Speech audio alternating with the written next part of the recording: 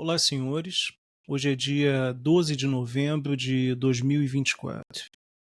E ontem eu assisti um vídeo onde um trabalhador aqui do Rio de Janeiro, do setor de telecomunicações, recomenda aos seus pares que façam uma carta de próprio punho, onde recusem-se a dar a tal contribuição sindical para o Sintel Rio de Janeiro.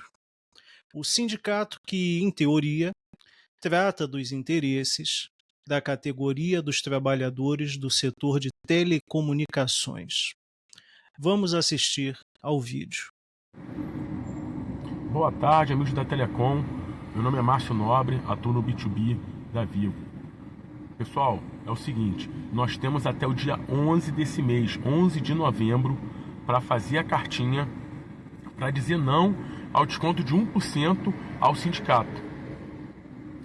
Gente, muita gente falando, pô, mas você é contra fazer esse desconto? Pô, cara, eu até seria a favor, desde que o sindicato estivesse lutando mais pela gente. Estou achando muito pouco pelo que o sindicato está fazendo por nós e muita gente falando que vai fazer a cartinha que também está insatisfeito.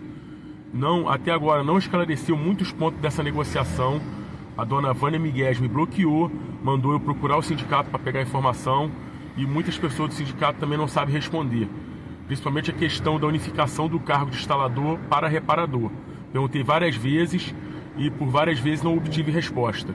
Então, pessoal, quem quiser fazer a cartinha até o dia 11, você vai fazer a cartinha a próprio punho. Eu, fulano de tal, não autorizo o sindicato a descontar 1% do meu salário. Minha matrícula é tal, o meu CPF é tal, meu RG é tal. Escreve essa cartinha, assina embaixo, um papel em folha branco, e vai lá no sindicato e entrega isso no sindicato. Até o dia 11 de novembro, tá ok, pessoal? Fiquem com Deus, Márcio Nobre.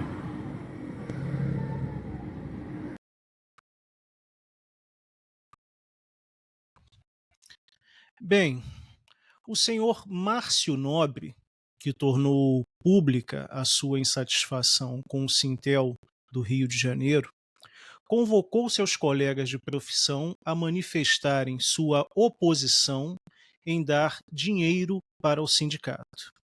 E aqui temos uma questão. Por que o trabalhador Márcio Nobre está insatisfeito com o Sintel do Rio de Janeiro? Por que ele não está se sentindo representado pelo Sintel do Rio de Janeiro? É preciso muita coragem, senhores, para fazer o que o senhor Márcio Nobre fez: colocar-se publicamente contra uma instituição como um sindicato, que é poderosa. E, creio eu, o senhor Márcio Nobre percebeu, de maneira subjetiva ou objetiva, que o sindicato pode estar representando os interesses de autopreservação do próprio sindicato, porém, não está representando os interesses da classe dos trabalhadores de telecomunicações. Mas será que o senhor Márcio Nobre é um caso isolado de trabalhador insatisfeito com a atuação dos sindicatos? Bem, vamos analisar os fatos e vamos lembrar que, contra fatos, não existem argumentos. Desde que foi aprovada a Lei 13.467, no ano de 2017, durante o governo do ex-presidente Temer, e aqui eu vou lembrar aos senhores que o Michel Temer foi vice-presidente da chapa Dilma Temer, tá? Então vamos lá, desde a aprovação da Lei 13.467 de 2017, a contribuição sindical passou a ser facultada. A contribuição sindical passou a ser facultada ao trabalhador. Ou seja, antes da Lei 13.467, querendo ou não querendo, o trabalhador, o dono do dinheiro, que legitimamente ganhou o próprio dinheiro, era obrigado a dar parte do seu dinheiro para o sindicato de sua categoria. O trabalhador, o dono do dinheiro, que trabalhou para ganhar o dinheiro, na realidade não podia escolher se daria ou não o seu dinheiro para os sindicatos. Ou seja, o trabalhador era obrigado a tirar dinheiro do próprio bolso e dar para um sindicato. Um dinheiro que ele poderia usar para comprar, por exemplo, comida para a sua família. E desde o início da vigência da Lei 13.467 de 2017, os trabalhadores de diversos sindicatos Brasil afora começaram a fazer a tal carta de protesto, onde recusam-se a continuar contribuindo para seus respectivos sindicatos. Dada a escolha aos trabalhadores de contribuir ou não com os sindicatos, que, em teoria, representam os interesses de suas categorias, os trabalhadores têm optado por não dar o seu dinheiro para os sindicatos. É uma escolha dos trabalhadores, senhores. Mas, poderão dizer alguns, tais trabalhadores careceriam de uma noção de pertencimento de classe, ou seja, tais trabalhadores estariam sendo ludibriados por algum grupo de interesses e, de maneira inocente, estariam se recusando a dar dinheiro para os sindicatos. Mas será que isso é verdade? Vamos pensar. Se os trabalhadores são tão inocentes que, por mera influência externa, decidem não dar o seu dinheiro para os sindicatos, então tais trabalhadores não são homens e mulheres emancipados cognitivamente? São incapazes de sopesar os ônus e bônus daquilo que devem fazer com o próprio dinheiro? Se for assim, então tais trabalhadores, no melhor estilo dos partidos comunistas de alguns países onde a liberdade de escolha não existe, tais trabalhadores devem ter suprimida a sua liberdade de ação negativa. E então, um pequeno grupo de iluminados deverá decidir por eles, pelos trabalhadores, o que é ou o que não é bom. Existe uma outra possibilidade. Os trabalhadores, ao longo dos anos, podem ter percebido que em alguns sindicatos o que eles enxergam é um pequeno grupo que se perpetua na direção de tais sindicatos, que associam-se a um grupo político X ou Y e que colocam em segundo plano a vontade dos trabalhadores. Primeiro, tais dirigentes sindicais colocam a ideologia política, depois o interesse dos trabalhadores. É uma possibilidade. Mas, nesta segunda hipótese, devem ser livres de partidos políticos os sindicatos. Os sindicatos devem ser livres de partidos políticos, em teoria. Afinal, o dinheiro que sustenta os sindicatos é oriundo do trabalhador, ou seja, de trabalhadores com ideologias de esquerda, de direita, de centro, e até aqueles que são apolíticos, que não estão nem aí para a política. Como, por exemplo, os trabalhadores que são testemunhas de Jeová, que por professarem uma determinada fé, eles não se envolvem com política de maneira alguma. E alguns dirigentes sindicais dirão que alinham-se mais com a esquerda porque, historicamente, a esquerda é defensora dos direitos dos trabalhadores. Porém, tal afirmação encontra uma incoerência no momento atual em que vivemos. Primeiro, partidos historicamente de esquerda, como por exemplo o PT, para chegar ao poder, escolheram figuras que sempre defenderam ideias antagônicas às ideias defendidas pelos partidos de esquerda. Alguém consegue me provar que pessoas como o atual vice-presidente Geraldo Alckmin, que, quando governador de São Paulo, tendo o hoje ministro do STF, Alexandre de Moraes, como secretário de Segurança Pública, que tais pessoas têm um histórico de luta pelos direitos dos trabalhadores?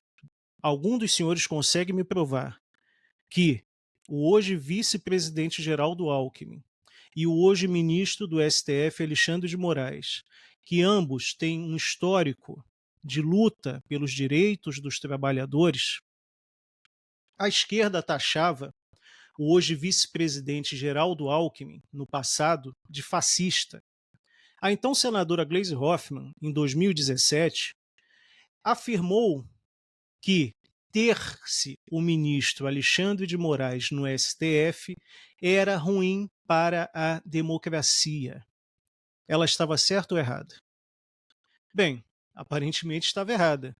Afinal, a própria senhora Gleisi Hoffmann, recentemente, fez elogios ao ministro Alexandre de Moraes, alegando que ele é um defensor da democracia.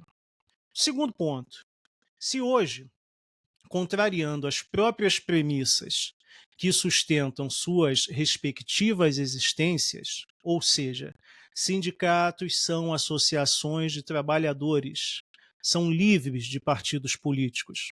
Os sindicatos tornaram-se mera extensão de algum partido político de esquerda, então todos os dirigentes de sindicatos deveriam recusar-se a aceitar o dinheiro dos trabalhadores que identificam-se como sendo de direita. Ora, como podem aceitar o dinheiro do trabalhador de direita e, ao mesmo tempo, impor a tais trabalhadores um modus operandi de esquerda? Não faz sentido. E um terceiro ponto. Vale lembrar que a verdade de um homem ou de um grupo político está em agir de acordo com as premissas que defende. Vou falar novamente. A verdade de um homem está em agir de acordo com as premissas que ele defende. E aqui eu não estou fazendo juízo de valor da premissa defendida. Mas, se você diz defender uma coisa, haja de acordo com aquela coisa. Sendo assim, vale lembrar que, durante a campanha presidencial, o hoje presidente Lula disse que iria rever a reforma da Previdência.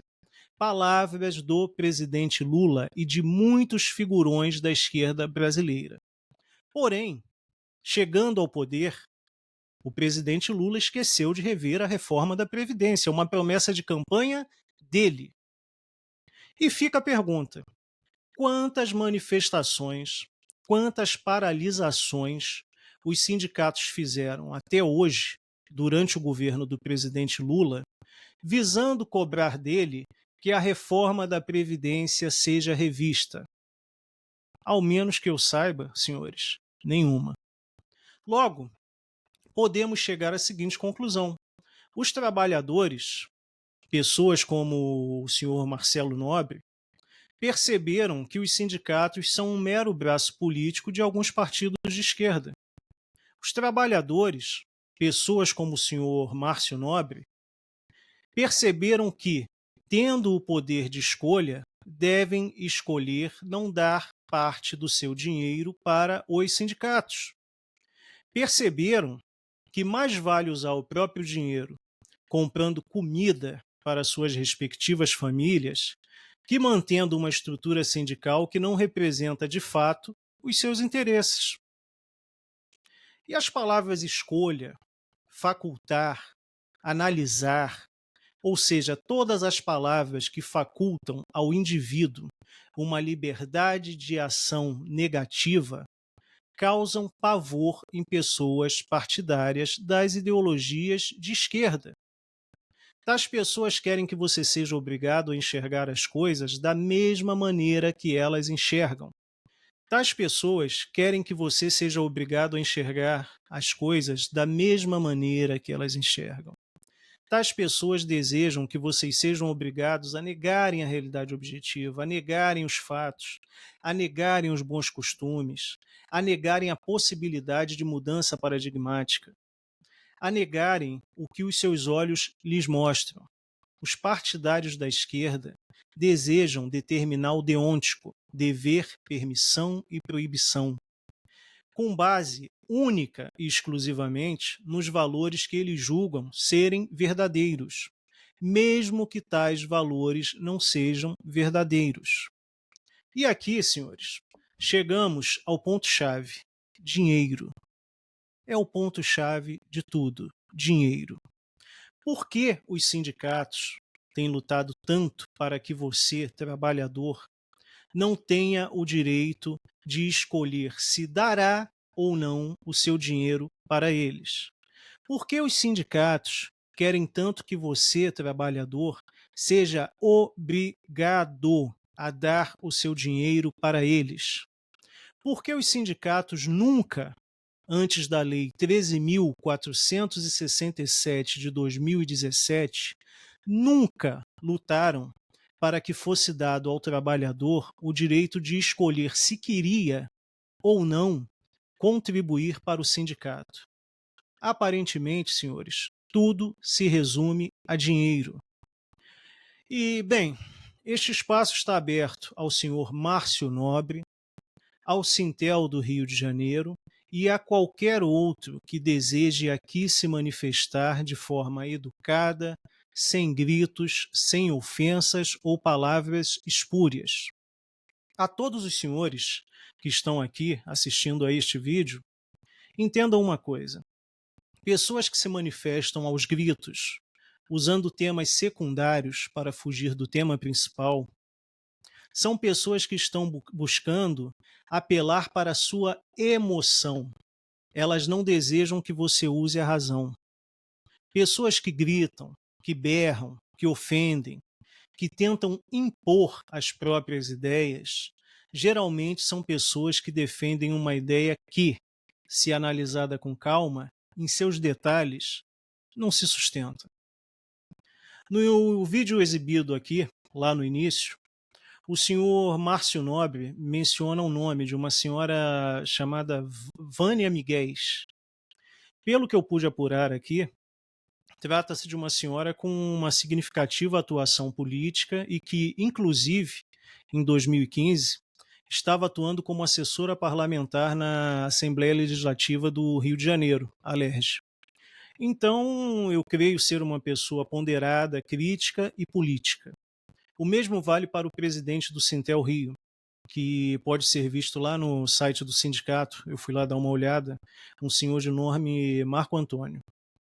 E como tanto o senhor Marco Antônio, presidente do Sintel Rio, e a senhora Vânia Miguéis, mencionada no vídeo do senhor Márcio Nobre, são indivíduos ativos politicamente, creio que o senhor Márcio Nobre terá suas queixas respondidas, ao menos é isso que eu desejo. E a vocês, trabalhadores sindicalizados, trabalhadores do Sintel, aqui do Rio de Janeiro, caso não sintam-se representados por seus respectivos sindicatos, recusem-se, senhores, a dar o seu dinheiro para tais instituições. Recusem-se.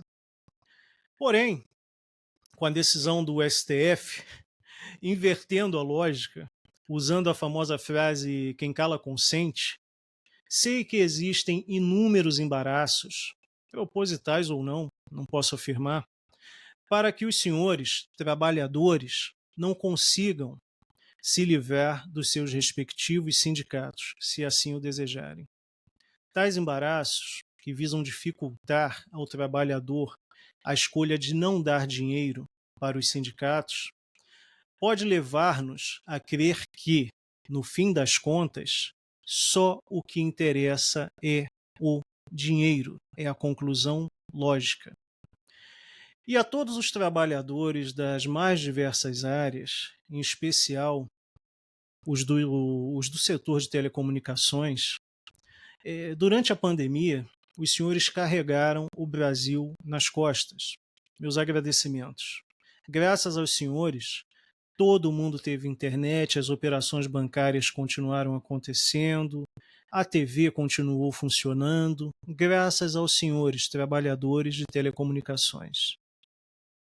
E hoje em dia, senhores, em tempos de informatização para tudo, sem vocês, repito, o país teria parado há muito tempo.